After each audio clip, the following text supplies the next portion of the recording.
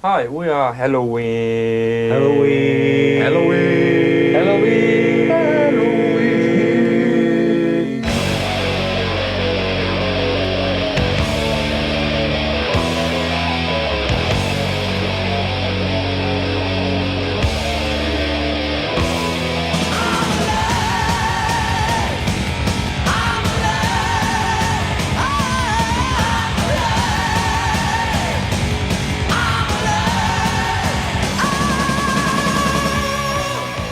Happy Halloween, kids and retards.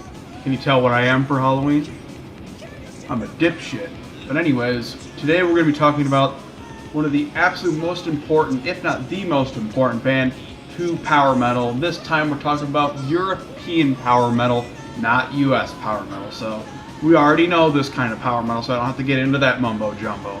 But this band actually set a precedent for what European power metal could and should be, with some bands following in their footsteps like Gamma Ray, which are very closely related to Helloween, which focuses on doing riffs first, then doing symphonics later. But although later down the road they dive a bit into the macaroni noodle power metal, it's still decent and better than most of the other stuff that's going on in that scene. And they invented that sound, for God's sake. So let's get into it. Helloween. I played with Ingo and Marcus together in a group that was called Gentry. That's about 7-8 years ago.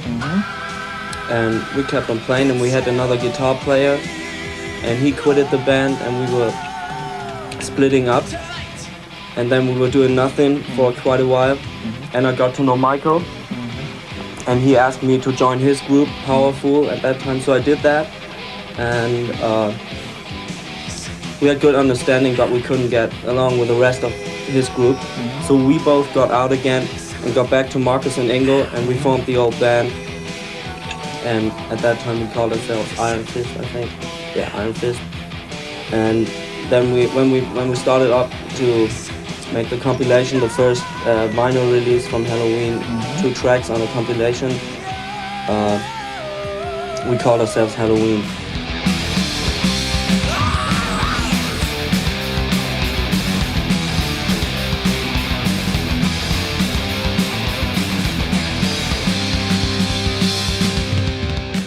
The band was started by guitar player Michael Weiketh, bass player Marcus Grasskopf, and drummer Ingo Schweikenberg. And also my favorite member of Helloween would later start Gamma Ray, who of course had the ultimate member of the band that looks and plays a little bit like Adrian Smith. In fact, his career was similar to Adrian Smith's in Iron Maiden, you know. They both are the cool looking motherfucker, they both have the cool guitars, they both look a lot like each other with the weird mullets, and they both left the band around the same time.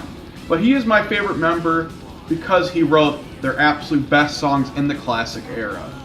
I'm very sorry I interrupt. My retarded ass forgot to say his name is Kai Hansen.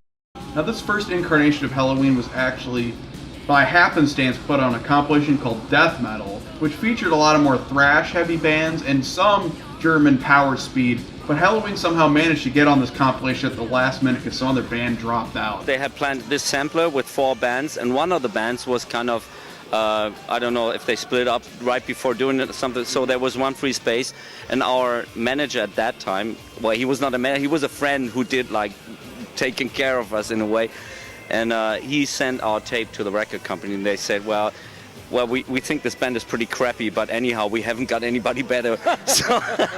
So they put us on.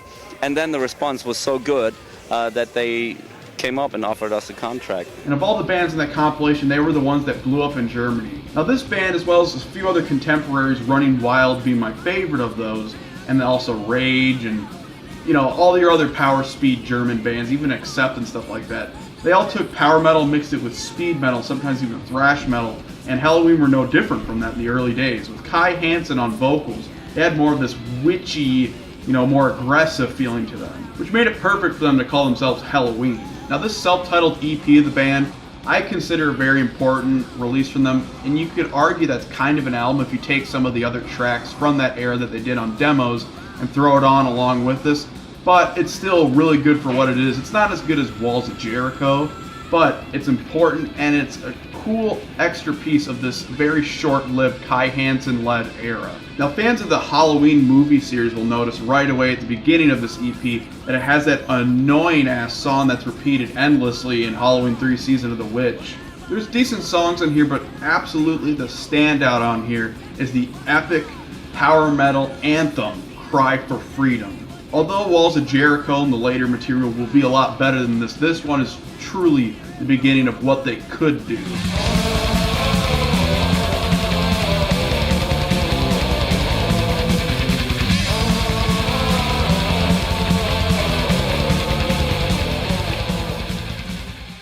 And that first album is an absolute cornerstone of German power speed, the defining album of that entire movement, The Walls of Jericho.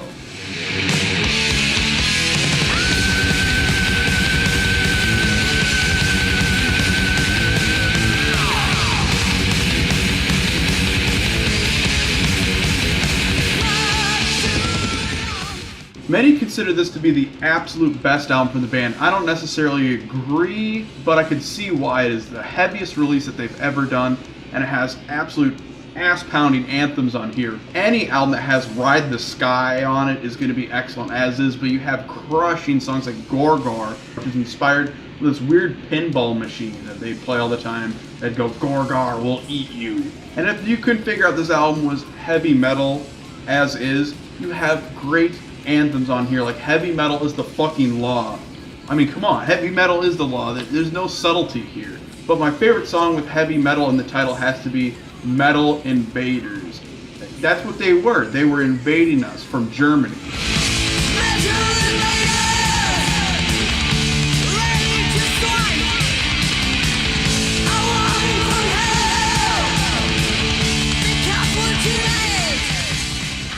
But the band also showed off a slightly progressive side of them. With every album they would have a great epic song. The one on here being the classic How Many Tears.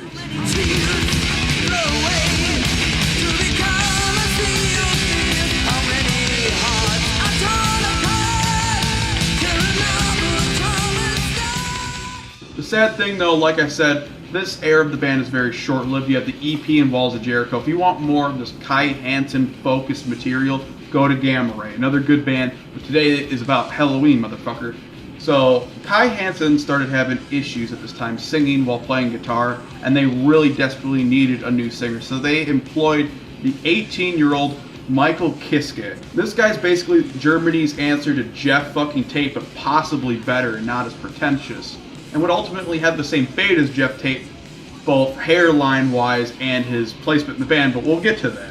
With this newly acquired, soon-to-be legendary singer, they were ready to not only make an incredible album that blow Walls of Jericho out of the water, but blow literally any European power metal album to ever be released after this point a fucking way. It was the first real grand-scale production we did, and it was pretty exciting, I guess, for everybody. And like work with real producers and, you know, get a real decent sound, and I think the band had evolved a bit further on.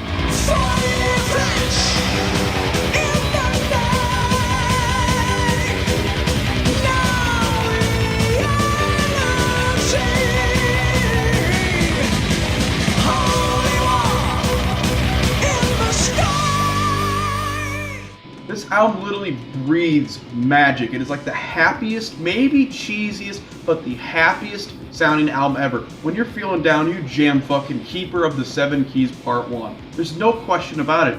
It's short, to the point, catchy, and even has enough time for an epic. I mean, the album is fucking perfect. It is one of the most important albums of all time, at least in the metal sphere.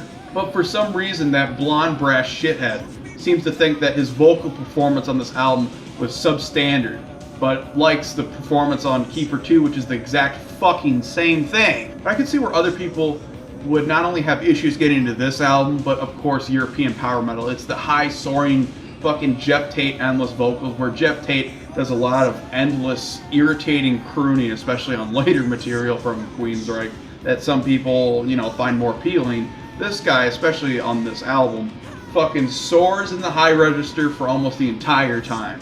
And although this and Keeper 2 are not necessarily a double album, it was intended to be a double album originally, hence why there's part 1 and part 2.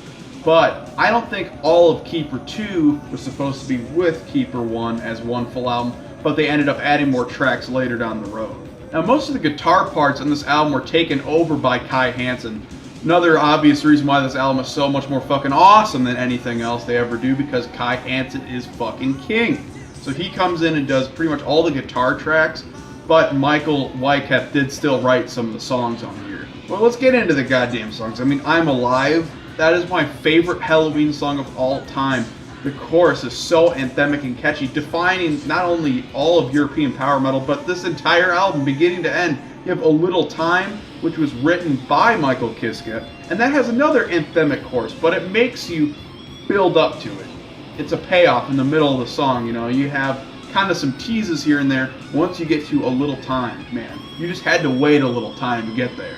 And then you have the classic song Twilight of the Gods, which literally every band should stop fucking stealing the title of. Every power metal band, or what they proclaim to be Viking metal band, from this point on will try to steal this title from fucking Blind Guardian to goddamn Bathory. Let Helloween keep this song title and stop fucking using it endlessly. Twilight of the Gods has lost all magicalness because you idiots keep overusing it for every title. We get it, okay? But Helloween did it first and did it betterer. And the catchy ass feature will may be the most cheesy song, yet the most happy song ever written. And it took me a while to get it, I'm not gonna lie. But this song, you can't help but feel something while putting it on, as cheesy as it fucking is.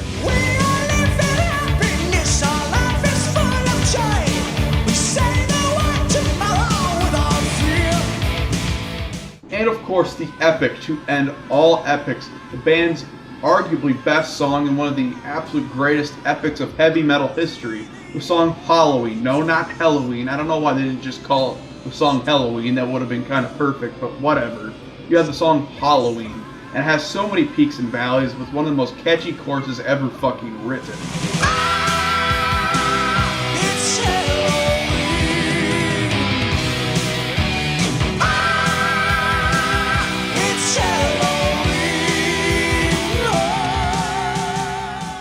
But unfortunately for the classic music video, which seems low budget, but honestly has cool camera angles and cool editing, unfortunately though, they chopped the hell out of the song to make the music video 5 minutes, so it feels like it's obviously cut and pasted all over the place, but still a kick-ass music video.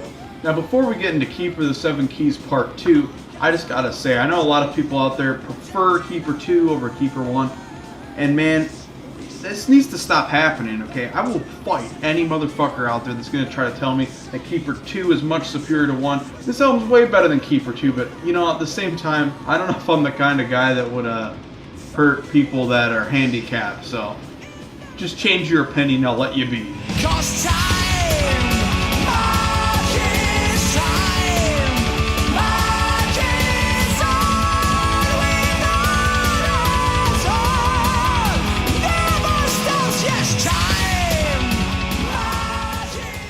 Now, despite what I just said, this album is still classic and the second best Helloween album. The first being number fucking 1 and not 2. 1 comes before 2, always remember that. So, this album is outfitted with a lot of classic songs, once again, like Eagle Fly Free, which is a great, catchy power metal opener.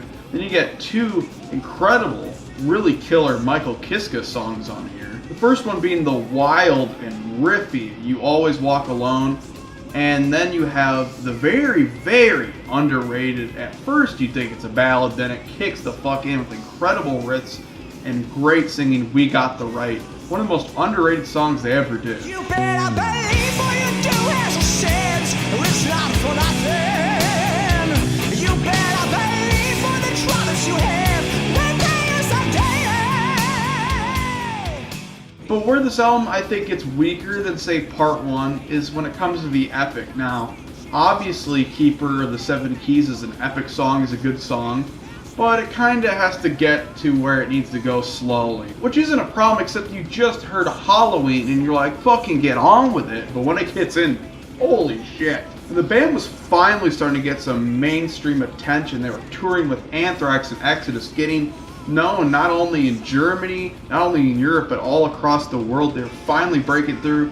But then, unfortunately, shit started to fall apart with the band. Kai Hansen, unfortunately, my all-time favorite member of the band, left to go form Gamma Ray, citing many reasons, many of them being health reasons, falling out with some of the members, and anxieties with touring, wanting to have things a little bit more in his control. But it wasn't like a douchey thing. He wanted it to be like so that he could do less tours, and tours when he kind of wanted to do them. So he left as opposed to fighting with the other band members. But probably the biggest reason for why he left was the huge debacle with the record label at the time. Now, Noise Records was supremely fucking them over financially, to even the point where they wouldn't let them release another album or a fucking live album or tour or anything. So the band had to cut all contacts, all cords with them. Instead of trying to sue them to get their money back, they were like, fuck this, we're abandoning ship. And unfortunately, not only did they just lose Kai Hansen, and not only did they just have a major falling out with their record label, which fucked them over and didn't give them any money, now they were pretty much in the negative, in debt, and had to go on hiatus for a while. It was a very sick situation. We were selling millions of records. We were on tour, and venues were sold out. It's like, I mean, we were successful, but still we were going in minus,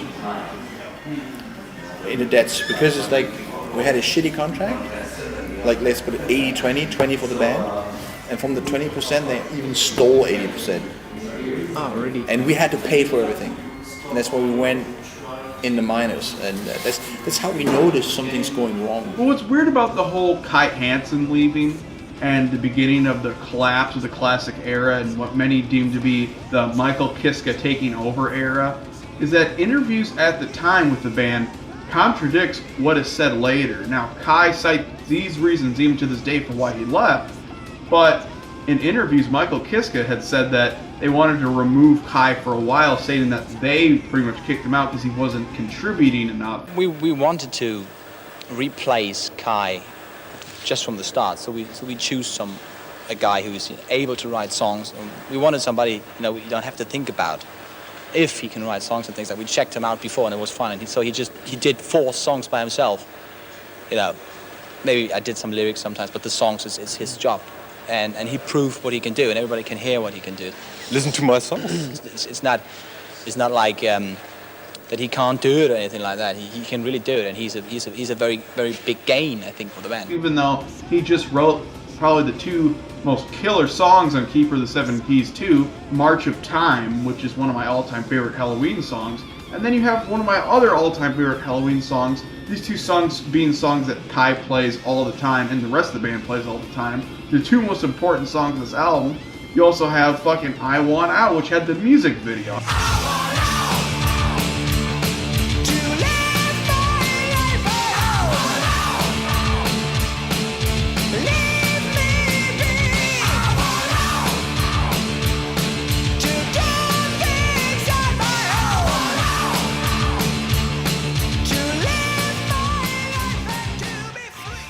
He wrote the most important shit on not only this album, but on fucking Keeper Part 1, and also The Walls of Jericho. So this is clearly not the real reason why he left the band, but as they claim, he was removed from the band. But also, Michael Kiske said that this was the beginning of the falling apart and the fighting because he thinks that Kai was really important to the band. And it's not necessarily just Kai, I like him a lot, but it's like he was just one part of the band. But when he left, the whole chemistry was just gone. It was just no fun anymore. And it was weird things were going on, games were going on, and we did the best we could. So I don't know why in interviews he said that they wanted to remove him. I don't know. Honestly, when it comes to the drama in this era, and we're going to get to a shitload of it in a bit with Chamaleon, when it comes to the drama in this era, there's honestly not a real clear perspective to take on this and what's objectively the person to blame. It's honestly really up in the air because there's a lot of contradictory information. But they come out of hiatus. They want to continue as a band, even though the iron is not as hot as it once was. They employ Roland Grappo to take over on guitar duties and write songs, and he's alright. I mean, he's probably a lot better than I think he is.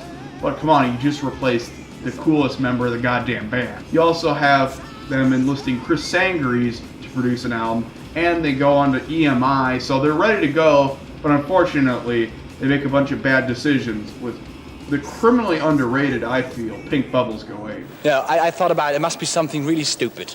Something really stupid, something like Pink Bubbles or anything like that. And then he said, hey, it's a good idea. Wait, what the next one would be called? Yeah, but it's not enough. But it's not enough. So, yeah, Pink Bubbles. What could they do? And then I said, Pink Bubbles Go Wild. And he said, no. Or crazy. And then he said, what Or about nuts. Pink Bubbles Go Nuts? Or banana. Yeah, it's good, but nuts is another cliche. And then we had Pink Bubbles Go Ape. Yeah, that's it. Yeah. The chance you've got to never try it. Do your best to do it right. Time will come, but don't you hide. You're on your way. Now, everyone fucking hates Pink Bubbles Go Ape. I get it, it's stupid. The album title and the album cover with the chick with the fish, and then the even weirder music video for Kids of the Century. I mean, I don't know what the fuck they were thinking with all this. I don't know what they were smoking. But at the end of the day, most of the music on here is actually still power metal. So it's still in the same vein. I wouldn't say that Chameleon is the same type of thing. But I think that a lot of people wrongly judge this album and think it's like some sort of hair metal album or commercial shitty album. Or like some sort of 90s alternative metal album. No, it's definitely still in the same vein, but there are weird songs in here. And because of this weird shit, the album ended up bombing, and from this point on, they financially went even further into the fucking negatives, where Michael Kiss blames Chris Sangares for this odd direction change.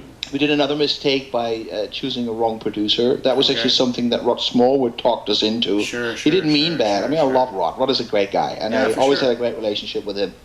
But it was not right to do that. It wasn't good. Tommy Hansen was very good for us. The members usually blame Michael Kiska for this, which would cause the falling out on Chameleon, as we're about to get to. But what's weird about the members blaming Kiska for taking this odd direction is throughout this era of the band, it always seems like Michael Kiska actually writes the more power metal songs, like Kids of the Century, the fucking classic, absolutely incredible opening track and music video from the album. We poison our hearts, we poison our seas, we burn out the paradise.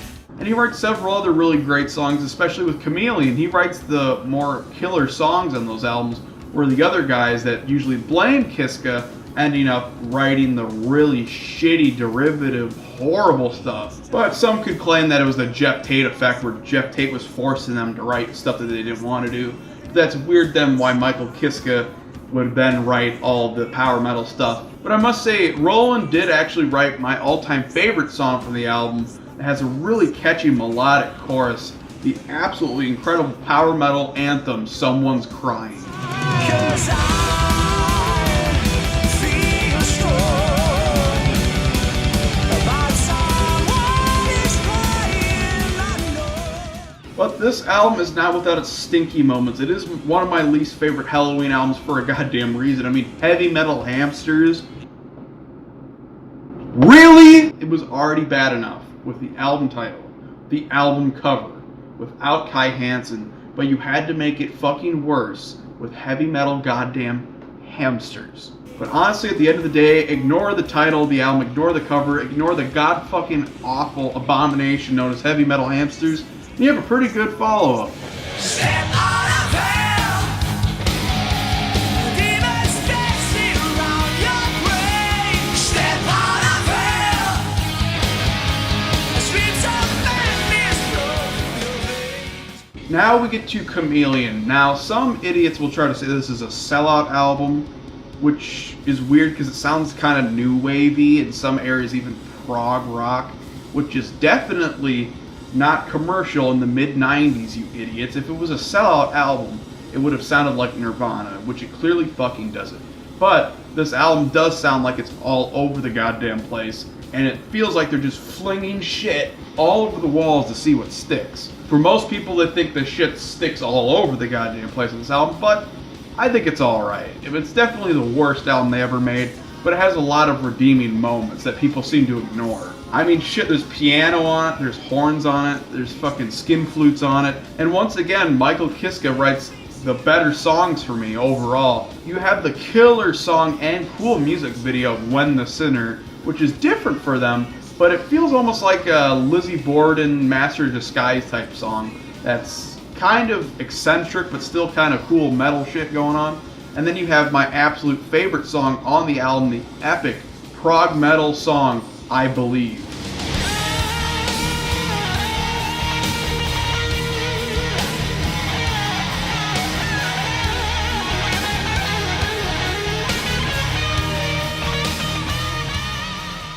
But just like the last album, the album smells like dirty krauts in other places, but not because of Kiske. It's actually because of the other fuckers.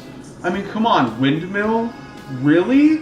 I mean, Heavy Metal Hamsters was already fucking retarded, and no one liked that album, so you have to follow it up with Windmill, the most god-awful piece of shit the band could have ever thought of. And then you have Roland writing I Don't Want to Cry No More, which is also terrible.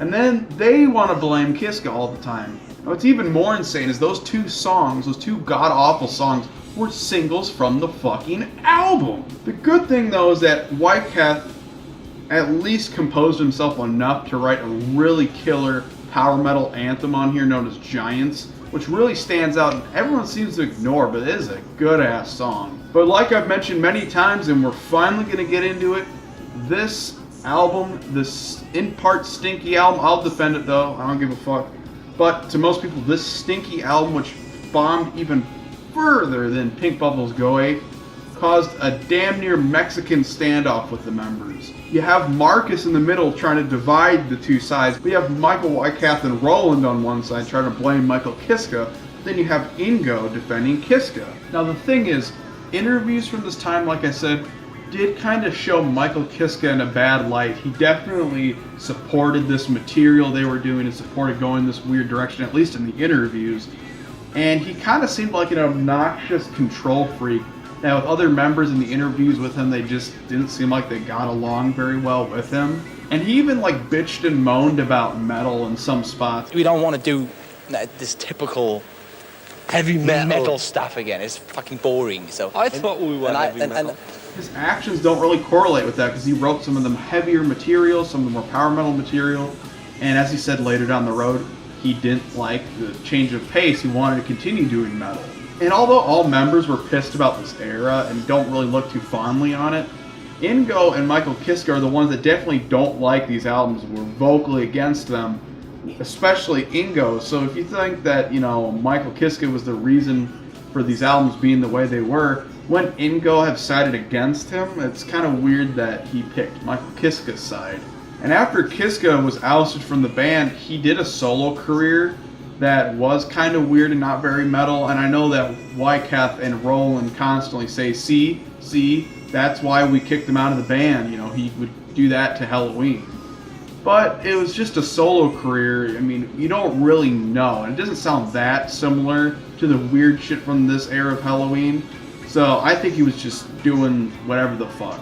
I mean, it's possible that Kiske was telling them what to write, like I said, like Jeff Tate was doing to Queensryche. But at the same time, you know, Michael Wyckoff to this day defends shit like Windmill. And it's for these many different reasons why I can't pick a side. Most people try to blame Kiske, but I'm showing you evidence to say that it may not have been. So I honestly don't know what the fuck happened. And to this day, I don't think the members honestly do know objectively what the fuck happened. It was just a stressful time, and they're all pissed at each other. But what we do know is that after Kiske was fired, the band eventually did return to power metal, as we'll get to in a bit, and Kiske went into obscurity and lost his hair. And Ingo, the drummer, was eventually also fired due to his failing mental state and his drug abuse at the time, which would end up biting him in the ass. And he was also battling schizophrenia at the time, and this is definitely not a good cocktail. He eventually killed himself in the mid-90s, which is very sad, and fuck, maybe if he wasn't kicked out, it would have never happened. But unfortunately, he was, you know, drugged the fuck out with schizophrenic episodes. I mean, there's not much you can do. The suicide probably would have happened no matter what. So then, the band was also dropped by EMI, without a singer, without a drummer. They were pretty much butt fucked. Or were they?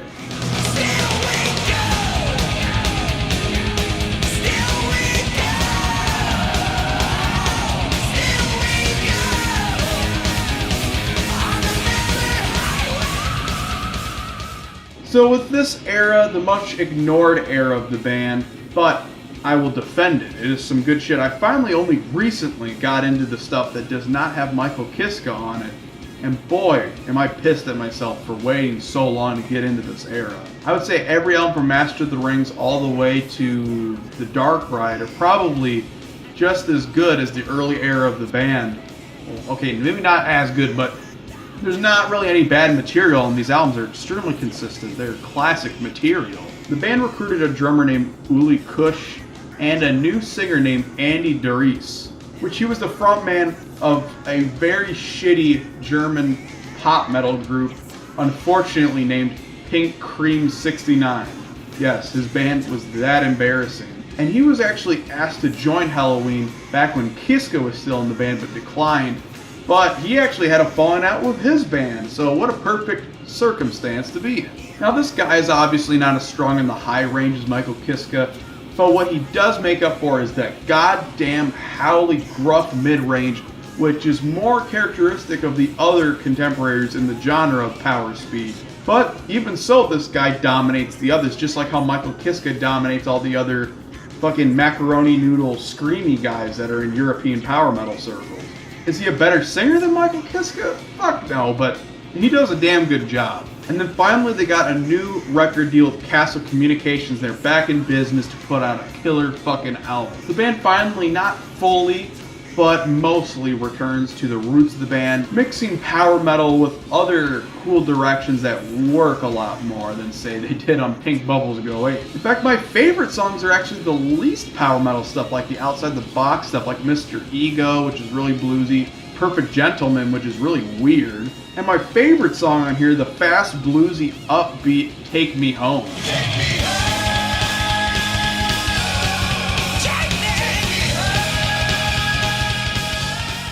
And this album is proof that as well as you put out a good product, there will be people to buy it. Finally, even though they didn't have Michael Kiske and they were worried about putting out anything without that guy because he was kind of, the face of the band, they were actually able to sell something. They were pretty much big in Japan at this point and a little bit getting traction in Europe, definitely not in the States again. But they're getting something, for God's sake. But unfortunately, this happy energy was kind of soured due to Ingo's suicide, which was kind of around this era. So the next album we're about to talk about, Time of the Oath, was actually dedicated to Ingo and his memory.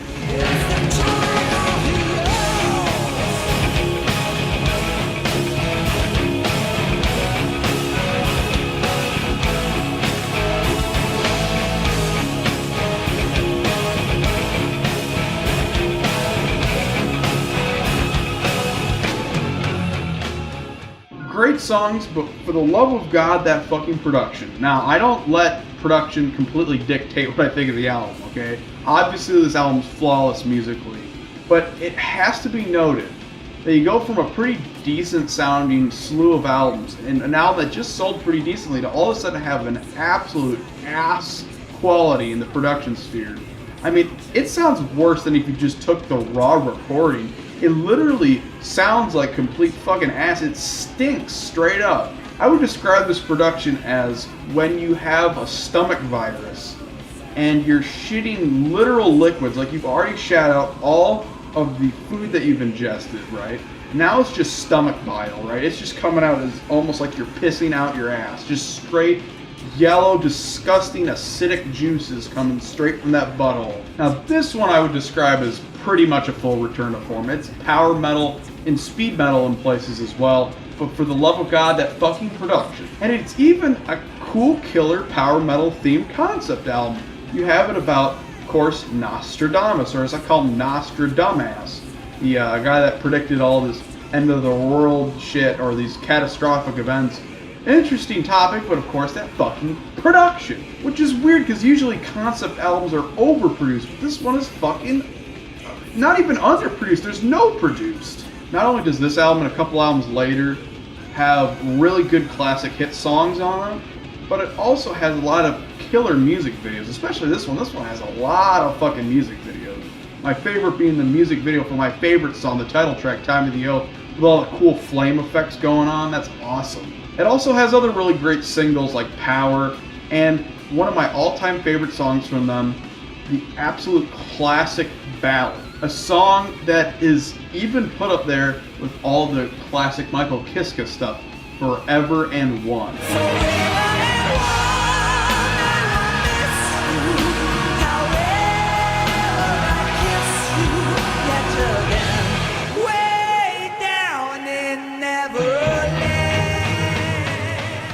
This album will keep you entertained from beginning to end. Well, for the love of God, someone remix this piece of shit sounding album.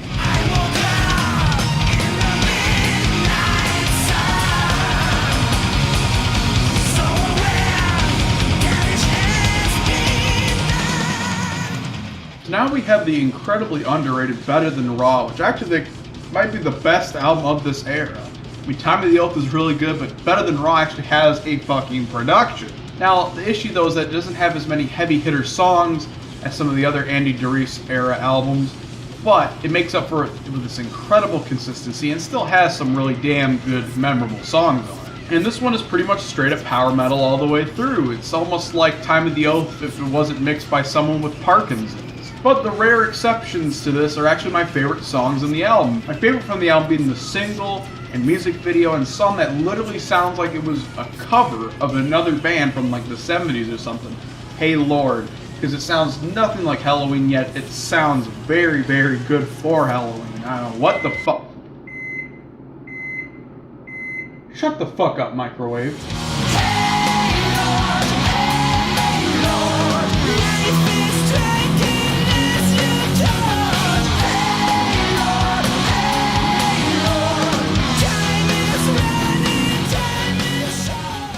You have a really killer song, Falling Higher, and a fucking crushing,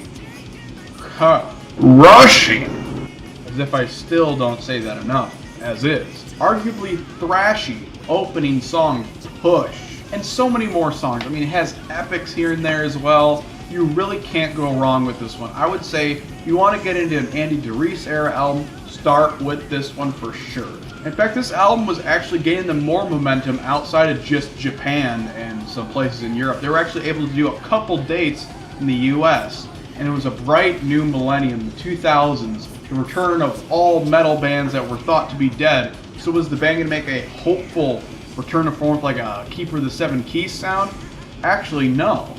The band would make their darkest album, an album that actually sounds more 90s than 2000s. Stop! I will open you in a second, okay? God, fucking microwave. Anyways, it sounds like it's from the 90s, but not the bad 90s. We're not talking about like alternative rock and shit. We're talking just dark and depressing.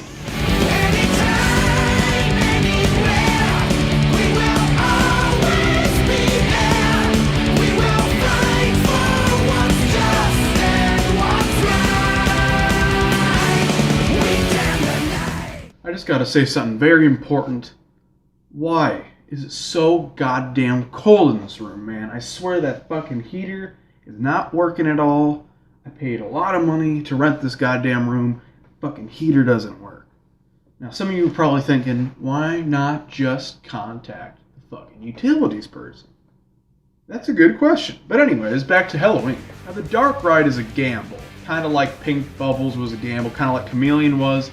This time around it actually worked, and it's actually considered a good album by most people. Some people don't like it, and it's definitely not as good as the three albums before it, but it's still a damn good album and a cool change of pace. This album was actually produced by the legendary Roy Z, which many of you would know as the guitarist and producer of Bruce Dickinson's solo career. The album was also co-produced by Charlie Bauerfeind, which would end up being the band's producer for every album after this point. The album has a lot of killer songs, the really catchy Beautiful, If I Could Fly, which has a badass music video with the flying fucking suit that Andy DeReese is wearing.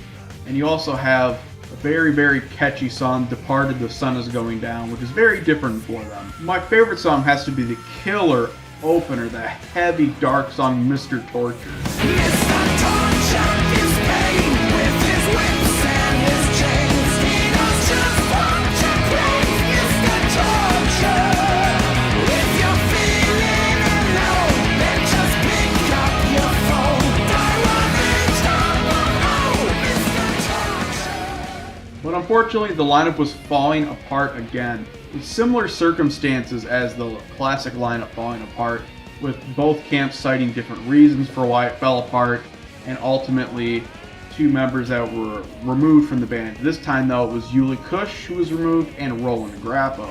Now the members that were still in Helloween claimed that these 2 guys were focusing way too much on their solo band that they had together called Master Plan, and they claim that that's complete bullshit and they got fucked over by the members of Helloween. So then Whitecap went out to find a new guitar player and found Sasha Gerstner, which was at the time the guitar player of Freedom Call and probably the future guitar player of Avenged Sevenfold. Now this man looks like a poser, I get it. This guy is like seeny weeny all over him. But at the same time, this guy writes killer material and is actually very much just a fan of like 70s metal. It seems weird though why he'd pick Sasha, because he doesn't look the part. I mean, he was in Freedom Call, which is, you know, European power metal. But the guy didn't really know Helloween at all. And it seemed like Whitecap really did not put much thought into it. Well, after 10 minutes, he just said, yeah, okay, well, yeah, you good. Can we watch Shrek on DVD? The years start coming and they don't stop coming and they don't stop coming and they don't stop coming. And they also recruited Mark Cross from Firewind. Now this is gonna spell disaster. You already have Sasha Gerstner, who most fans would be like really iffy about this time, but as we know now, he actually proved himself to be a pretty good songwriter. Then you have this guy from fucking Firewind, which is like really god-awful European power metal. And then together they wanted to make one of the absolute weakest, but still alright Helloween albums, Rabbit Don't Come Easy.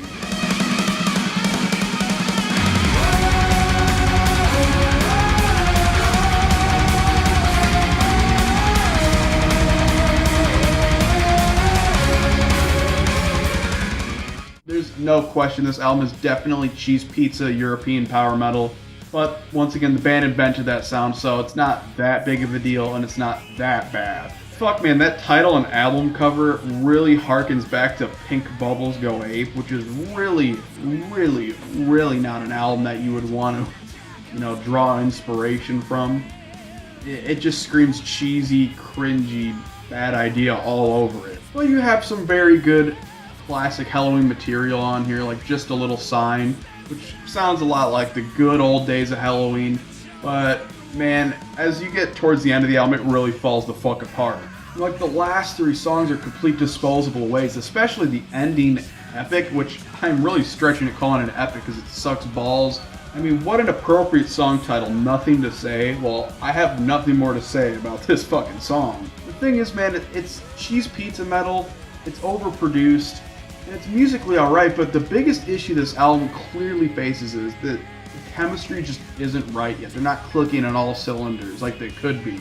Now, for some reason, Mark was only able to actually record 2 songs on the album, and you have the king of drums from the king of metal's band, Mickey D from King Diamond, come in to do drums, but at the time I believe he was in Motorhead.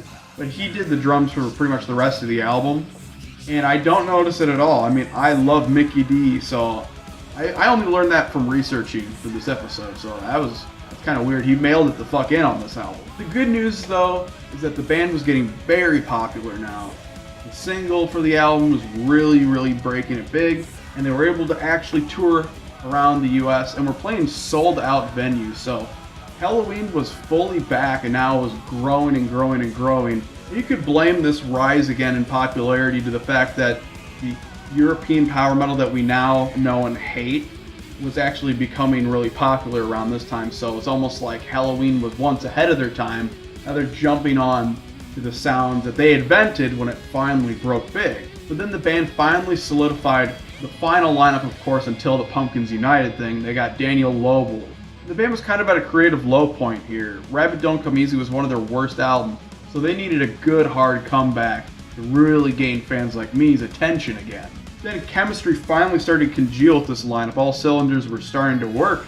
The band was starting to write some really killer material. But it wasn't until Michael Wyckoff's friend suggested, you know what, you guys should prove how good this lineup is and how creative and fresh your new music is by making another Keeper of the Seven Keys album, but without actually regurgitating the same sound, keeping it fresh and modern with Helloween. And because of that, Helloween made probably the best album since the Keeper albums, at least at this point.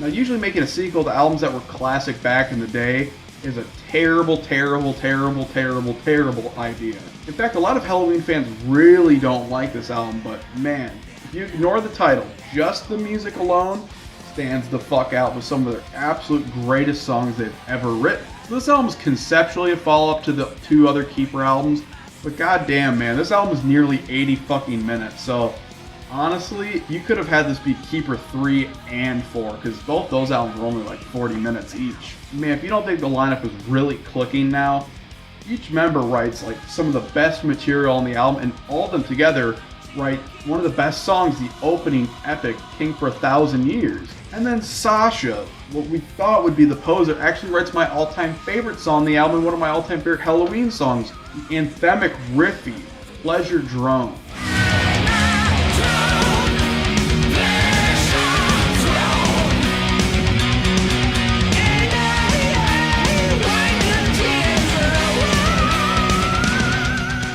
Unfortunately, though, this album is now without stinkers. It has one really shitty song, Come Alive, which unfortunately is Andy DeReese's fault. But speaking of him, we have to talk about not only his impact on this album, but every album since he joined the band. If you look at the songwriting credits, Andy DeReese has done more than just fill Michael Kiska's songwriting void. In fact, sometimes there's even albums that have a majority of songwriting credits to just Andy DeReese, and sometimes he has more writing credits than all the other members combined. But damn, I almost forgot that gold-digging blonde bitch slut sandwich of a wife that calls herself Candace Knight, you know, the wife of Blackmore, is actually on this album for a song. But, you know, it's not that bad. She just does like backing vocals and shit, so who cares? So the moral of the story is, stop being a whiny bitch that they made another Keeper album. If it bugs you that much, ignore the title. Just listen to it for what it is, and what it is the best album they've put out in years.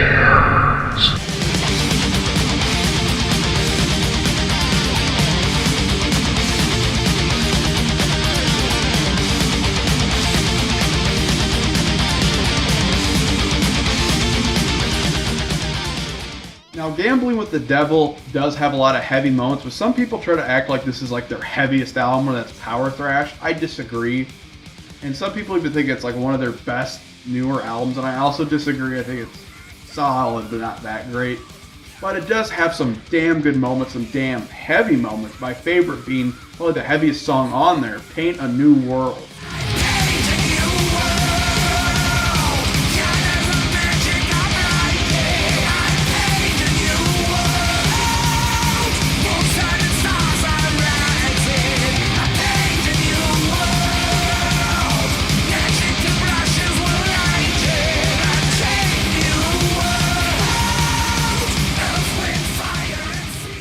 It also has other really great songs like As Long As I Fall and the really, really heavy opener, Kill It. But like I said, overall, kind of overrated by the fans.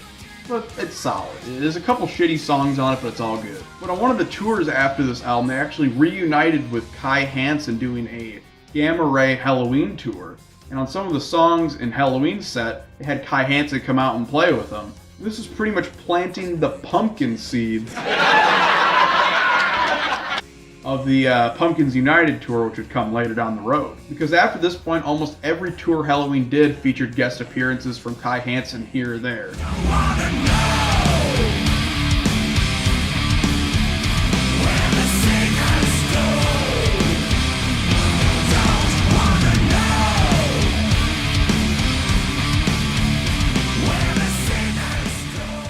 I think some people pan this one way too much because they say it's groove metal. But honestly, the only kind of groove moments this album has is the opening song, Where the Sinners Go. But that one's not even that groovy. It's not power groove. Most of the album's actually power. Thrash, that's right. The last album wasn't. I think this one is. Maybe I'm just retarded and I don't know what I'm talking about.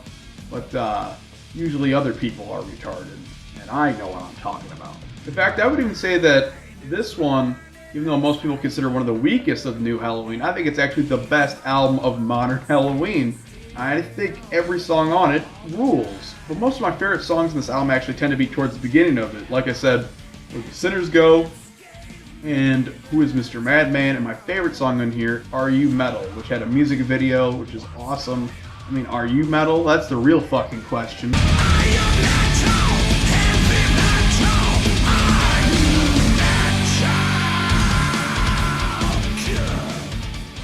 I would say that this album is maybe the heaviest since Walls of Jericho, but some people say Gambling with the Devil is the heaviest since Walls of Jericho, or The Dark Ride.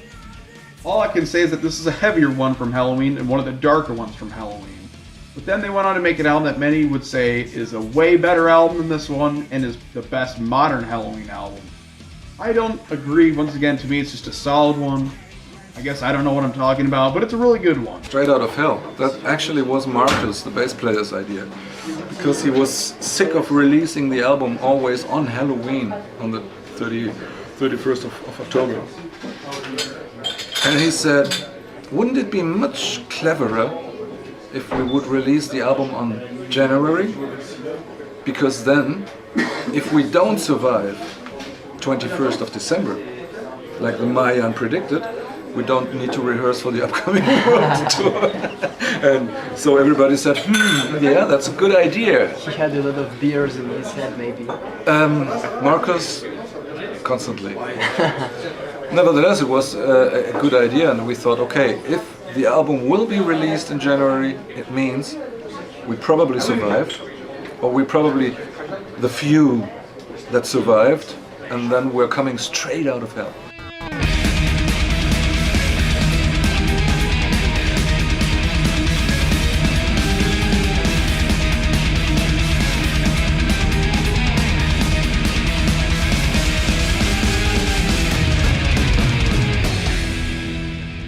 Band said that they went into this one trying to make it intentionally sound happier. A couple weak songs here and there, but overall pretty damn solid, but not much to say about this one. Obviously you have the classic opening epic written by Andy Darius Navatia, and then my favorite song actually is the last track written by Sasha, Church Breaks Down.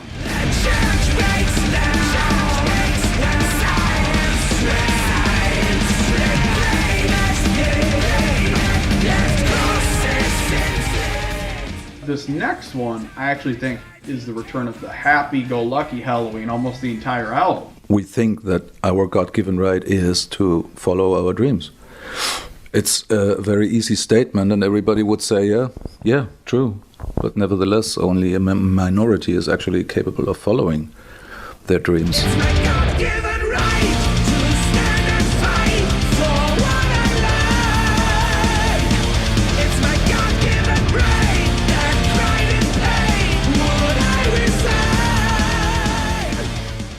First thing you'll notice about this album is the album cover. It looks like The Day After Tomorrow, you know, the frozen Statue of Liberty and stuff, and a little bit Planet of the Apes. But the thing I notice is, what the fuck are those creature things? They look like Bionicles, like the Lego Bionicle sets, with like pumpkins on their head.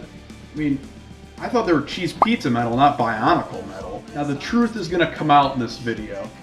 I originally hated this fucking album and thought it was the worst Helloween album, but honestly, the more I listen to it, the more it really grows on me. I think it's actually better than Straight Outta Hell. Not better than Seven Sinners, but yeah, it's actually not that bad, and some people really hate this one, just like I used to. I think they need to give it another chance. There's a lot of great, catchy, and happy songs. Very anthemic ones as well, like you have the title track, Stay Crazy is a wild song, and then you also have God Loves Rock and Roll, which is a song kind of talking about the whole God hates rock and roll, God hates metal stuff that was going on in the 80s. kind of a commentary on that. Well, my favorite song is actually one of the more cheesy ones, but it has such a great anthemic chorus, the anti-war song Battles Won.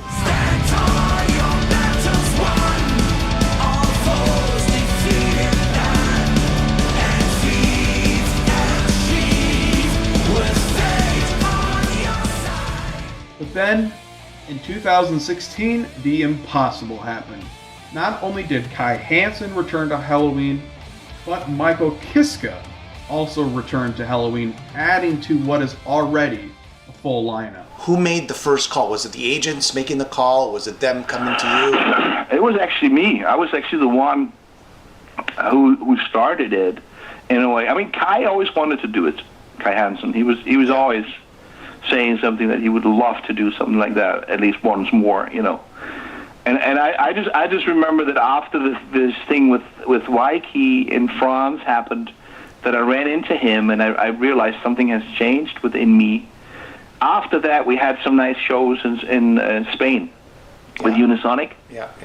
And I remember that the gig was over, we were backstage, you know, changing, and Kai turned around, looked at me and said, Michael, if we don't do something once more on the name of Helloween, that would be just so stupid. And I just said, you know what, I'm open. The great thing is that you think that Andy DeReese and Michael Kiske would really not get along, but they really, really do get along. You watch them play together and there's actual real chemistry there. Apparently they're really good friends now. It's really cool to watch them do vocal harmonies. Both their voices are kind of shot, especially Andy's high register and Michael Kiske's mid to low register, but the good thing is that where Andy's still strong, Michael Kiske is not, and vice versa. And it's really cool to watch them do vocal harmonies together and even have Kai joining to add his crazy witchy vocals, which are still strong to this day.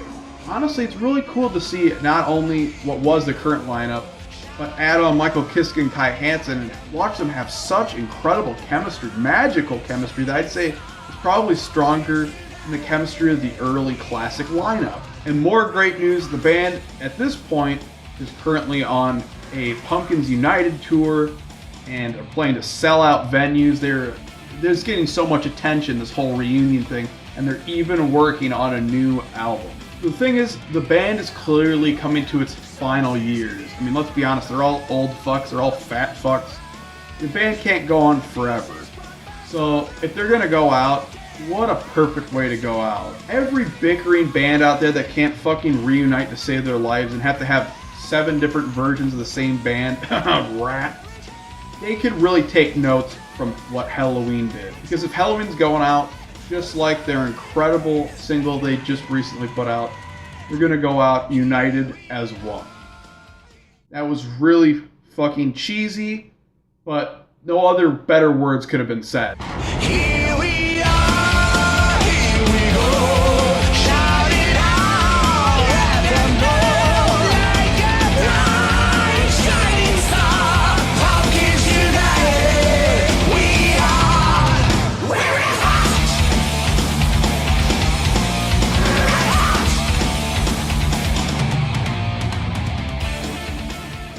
Subscribe to the Downfall Network.